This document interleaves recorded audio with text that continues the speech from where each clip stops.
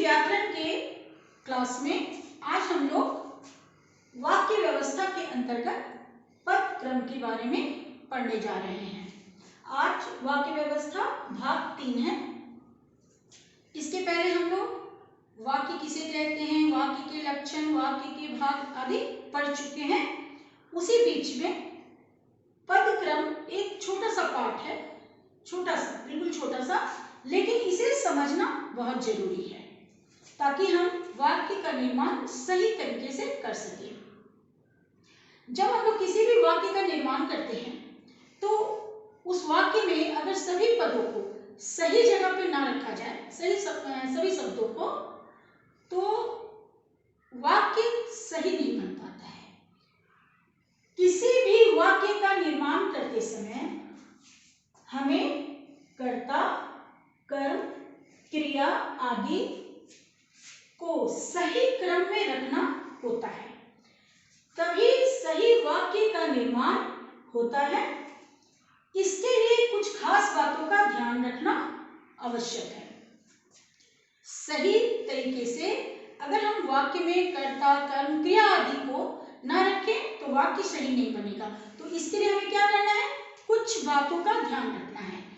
वो कुछ बातें किस प्रकार से हैं, आगे देखिए। पहला वाक्य में कर्ता के बाद क्रिया आती है।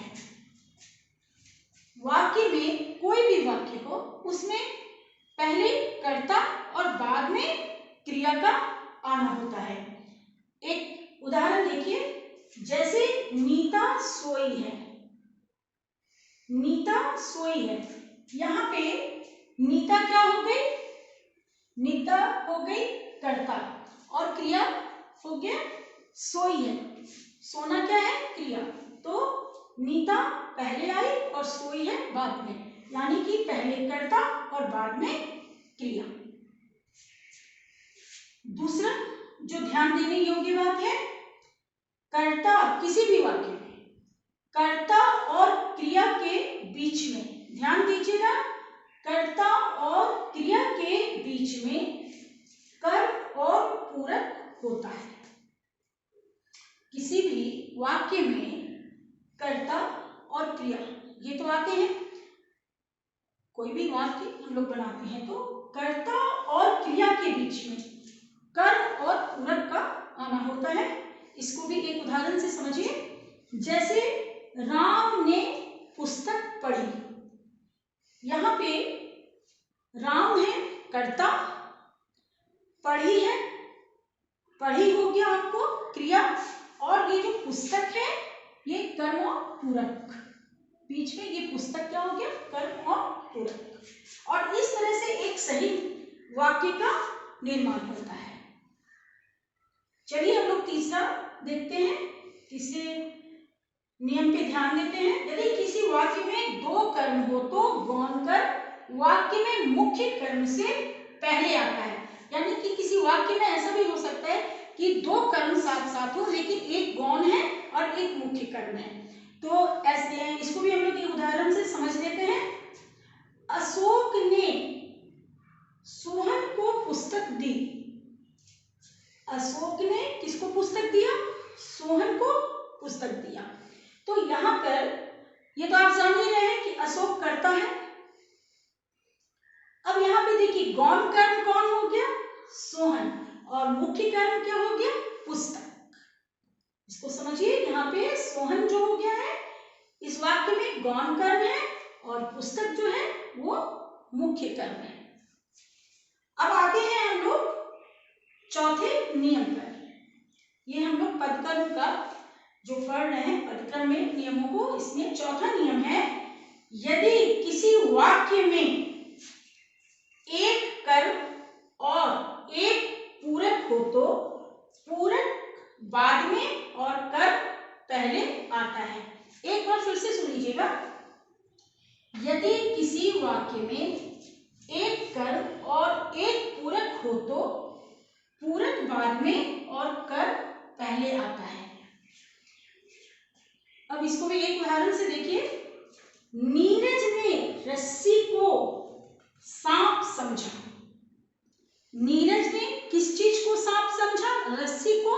समझा। तो यहाँ पे नीरज तो कर्ता हो गया, रस्सी क्या हो गया, कर्म, और सांप क्या हो गया, पूरक। यानी कि नीरज ने रस्सी को सांप समझा, तो रस्सी को हम लोग यहाँ पे कर्म की श्रेणी में रखेंगे और पूरक हो जाएगा सांप। चलिए अब हम लोग 5वें नियम पर ध्यान देते हैं। संबंधवाचक पद संबंधित विशेषण से पहले आता है। संबंधवाचक पद उसे कहते हैं जो दो शब्दों या वाक्यों में संबंध जोड़ता है। संबंधवाचक पद संबंधित विशेषण से पहले आता है। एक उदाहरण देखिए, जैसे कोई सुंदर सा कलम दिखाइए, कोई सुंदर सा कलम दिखाइए। इसमें विशेषण जो है संबंधवाचक पद से पहले आया हुआ है। अब हम लोग नियम 6 पर ध्यान देते हैं। छठा नियम है, क्रिया विशेषण अपनी संबंधित क्रिया से पहले आता है। क्रिया विशेषण अपनी संबंधित क्रिया से पहले आता है। एक उदाहरण है, जैसे घोड़ा बहुत तेज दौड़ता है। यहां पर देखिए, घोड़ा तो कर्ता है और वो दौड़ता है, ये तो क्रिया हो गया। बहुत तेज दौड़ता है यानी कि बहुत तेज जो हो गया वो विशेषण है, क्रिया विशेषण, जो कि संबंधित क्रिया से पहले आया है। 7वां नियम, शब्दों या वाक्यों को जोड़ने वाले समुच्चय बोधक अवयव वाक्यों के बीच में आते हैं।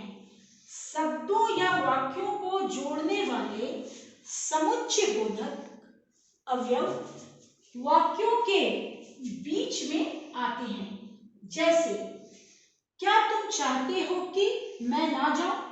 यहां पर आप देखिए, समुच्चय बोधक अवयव जो है वो बीच में आए हुए हैं। क्या तुम चाहते हो कि मैं ना जाऊं?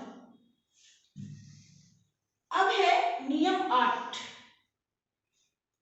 यदि किसी वाक्य में दो या दो से अधिक एक जैसे शब्द या वाक्य यदि किसी वाक्य में दो या दो से अधिक एक जैसे शब्द या उपवाक्य आते हैं तो उन्हें और के द्वारा जोड़ा जाता है।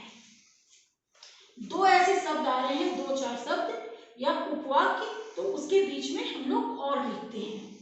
जैसे एक उदाहरण है, राम, श्याम और मोहन आ रहे हैं। यहाँ पे राम, श्याम, मोहन ये सभी नाम हैं और इन सभी नामों को हमने बीच में क्या से जोड़ा है? और से।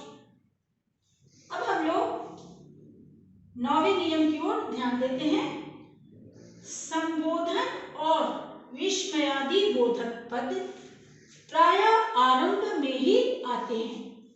कोई भी संबोधन वाले पद या विस्मयादि बोधक पद वाक्य के शुरुआत में ही लगाए जाते हैं, आरंभ में। जैसे, रमेश तुम कहां से आ रहे हो? रमेश जो है संबोधन है, किसी का नाम है जिसको कि हम संबोधित कर रहे हैं। रमेश तुम कहां से आ रहे हो? दूसरा है, अरे यह सब क्या हो गया? यह एक विस्मयादि बोधक शब्द है, पद है। अरे जो है वो विस्मयादि बोधक पद है जो कि शुरुआत में ही वाक्य के लगाया जाता है, जैसा कि आपको 9वें नियम में बताया जा रहा है। अब हम लोग आते हैं नियम 10, यानी कि 10वें नियम पे आते हैं।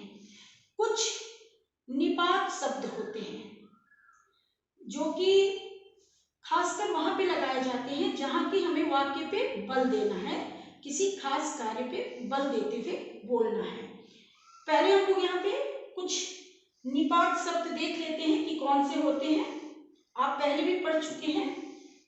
ही, भी, केवल, तक, बिना, सिवा आदि ये सब निपात शब्द हैं।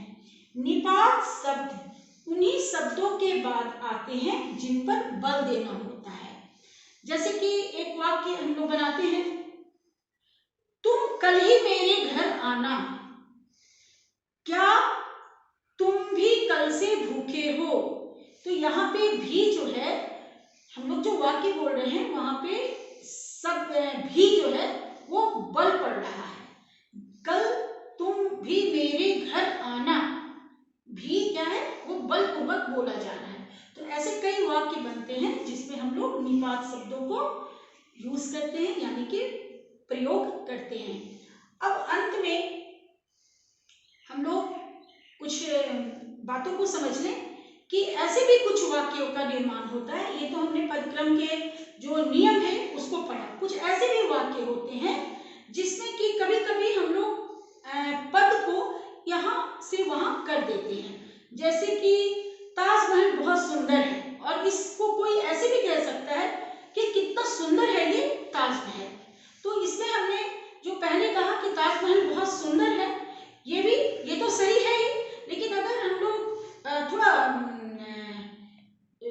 आश्चर्यजनक रूप से कहें कितना सुंदर है ये ताजमहल, तो भी गलत ना होगा। तो ऐसे भी कुछ वाक्यों का निर्माण होता है। तो आज वाक्य व्यवस्था के अंतर्गत हिंदी व्याकरण में हमने पदक्रम के बारे में विस्तार से जाना। हालांकि ये लेसन बहुत छोटा था, लेकिन मैंने इसे विस्तार से आपको समझाया है और आपको समझ में आ गया होगा। आप इसका अभ्यास जारी रखेंगे। अगले क्लास में मैं वाक्य के बारे में आगे का पढ़ाऊंगा।